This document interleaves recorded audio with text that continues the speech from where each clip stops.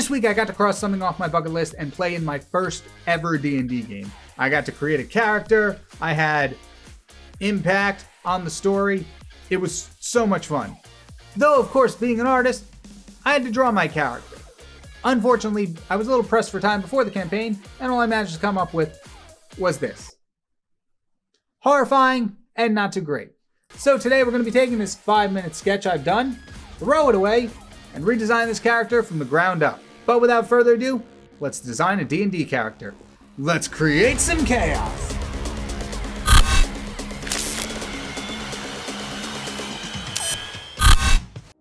To begin, here's a quick reenactment of what it was like for me creating the character sheet.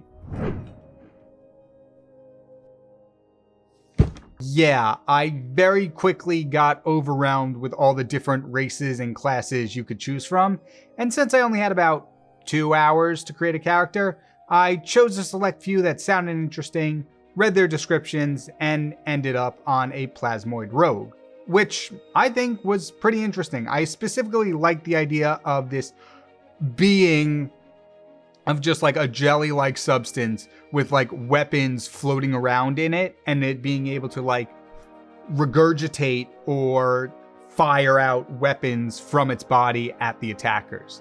Take cover! A skill which unfortunately never got to be used, and we'll get to why in a second. I came up with this sort of Robin Hood-esque character that uses their gelatinous amorphous body to sneak into places and steal from the rich. And since it was able to keep all these weapons floating inside itself, it wouldn't need any bags or pouches to pocket the treasure or the gold that it stole, because it could just stick it inside his body and then pull it out later when redistributing it to the poor. The whole thing behind this character's motivations was they never really saw the purpose of excessive wealth, and often gave away what little they had to other people, always believing that there was somebody in a worse situation than themselves. So I made them very selfless, almost to a flaw, sacrificing their own health, safety, well-being, and basic necessities for other people, to the point where it could start to take a toll on them. And that's partly where the name for the character, Valkyrie, came from. I took part of the word velkorisost, which is Czech for generosity, and I just kind of took the first half of that word and turned it into the name of the character. In the actual campaign, however, Valkyrie was only known as Jellyman. Jelly. And my picture's on the jar. In terms of design, by sheer I don't know what I'm doing, and this webpage has way too many words for me to comprehend, the character ended up having no armor and no weapons. So they went in unarmed and naked, which led to some very, very interesting results. For the sake of this drawing, though, I decided to draw in some armor and weapons just to give it a little more interest to the piece, and to make me feel better about the character itself only taking about an hour to draw. And while drawing the equipment and weapons, I took inspiration from Vildry Art on YouTube, I believe I'm saying that right, and put all the equipment and weapons on their own separate layers. That way I could very easily turn them on and off if need be. Then, on the bottom of the feet, I did the same thing that I did with the weapons, having them poking out of the porous body, but did that with stones and tufts of grass, sticks, and dirt and stuff. Because if they're this weird gelatinous ooze kind of creature, I never really got a solid answer on what a plasmoid is made of. Through my research, I got like ooze, plasma obviously, and a whole bunch of different things that, to me, it just feels like a slime-esque creature whose gelatinous body would be probably sticky and would pick up the dirt and the nature around it as it's walking through the forest. Color-wise, I went with this purple to red type gradient, not for really any specific reason, mostly because I like that color combination or that color gradient, and in things like Wizard 101, I could never choose between fire and storm for like the element I wanted, because I liked the fire, but I also liked the purple. So it's kind of like a cathartic combination of those two to make childhood me very happy.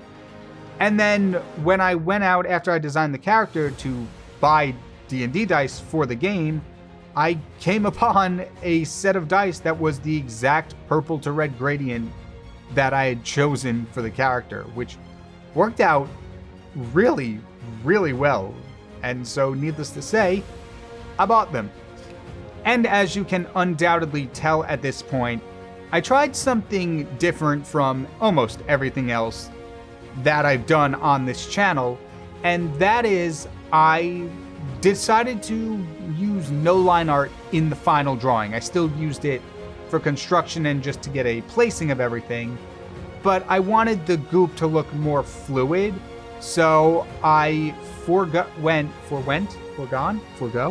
I wanted the goop to look a lot more fluid and freeform, so I forewent not only black line art that I would usually do, but also color line art, which would have been the same as the goop gradient, just slightly darker, so you would be able to make it out. I felt like both of those methods really took away from the goopiness of it, and adding it onto the other things like the equipment or the swords and stuff didn't look right in combination with the non-line art of the character itself. So I went through and just did no line art at all. And I also wanted to try out how my shading looks on a more natural looking piece where there's not line art separating the different sections. Meaning whatever I needed to do in order to get across different curves or depths or like sharp angles all had to be done with the shading, as I couldn't rely on line art for the viewer to just go, oh, this turns into that, and there's a square here, and then this is rounded off here. I had to do that all on my own, manually, through the shading. And I think it really brings this piece together. It works a lot better than if this piece had any sort of line art. And once I was done with the main form, I drew a headshot of an alternate version that Valkyrie could take, wherein they can shapeshift their form to appear more humanoid, but they don't really have like a specific shape, so they can use it to infiltrate different areas by pretending to be different people.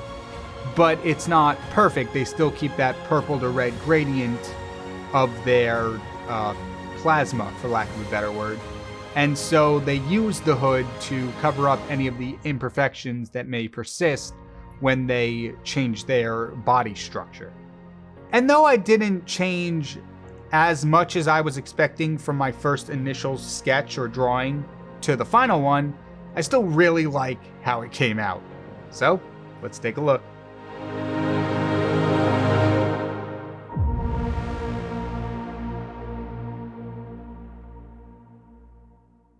Now, I know I said in the last video that this was probably going to be a one drawing type video, but I actually had a little extra time because the character design itself didn't take as long as I expected it to.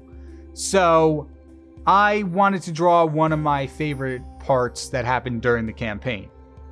During the actual campaign, I only played for about 2 hours, 2.5 hours or so, and really didn't do much to impact the main quest that was going on.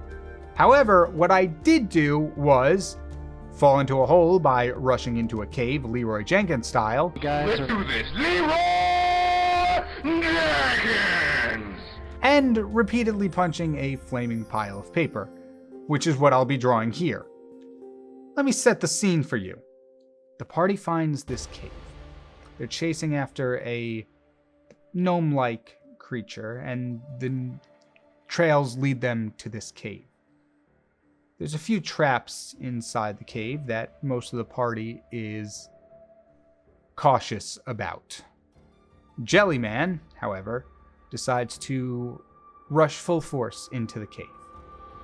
They fall down a hole, 20-foot hole. The party forgets they're there. The party forgets all about Jellyman for a solid 10 minutes at least until somebody remembers and goes back for them.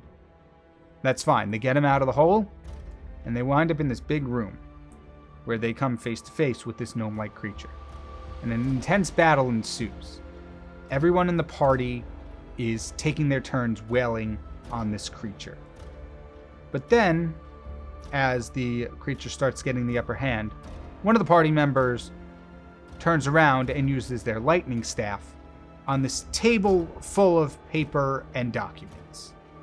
Now everything there is destroyed and is burning on fire. The gnome creature is on one side of the cave. The table full of documents is on the other. Now it's Jellyman's turn to go. Jellyman has two options. They can either approach the gnome creature and hit it with its fist, since they have no weapons, or they can approach the table worth of documents, which is slightly closer and more in the range that Jellyman can move.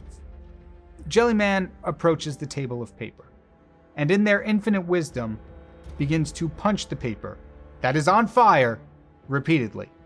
And, to nobody's surprise, they take fire damage.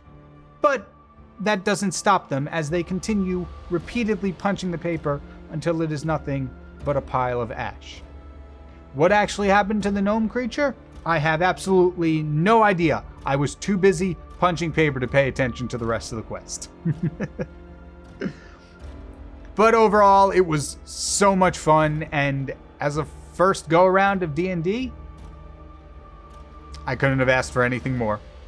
Let's take a look at the final drawing.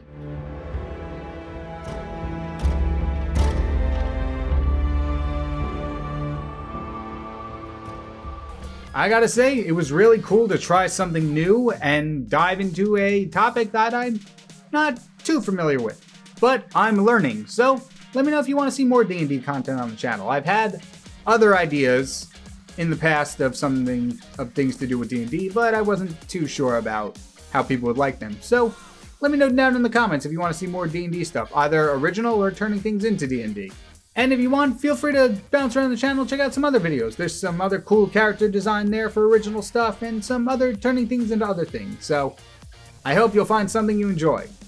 And that's all I've got for you today. Thank you all so much for watching. I know it was a little bit different than a normal video, but I hope you still enjoy it. If you did, feel free to hit the like and subscribe button. My name is KyngPin Creations, and I'll see all of you in the next video. Take care, everyone.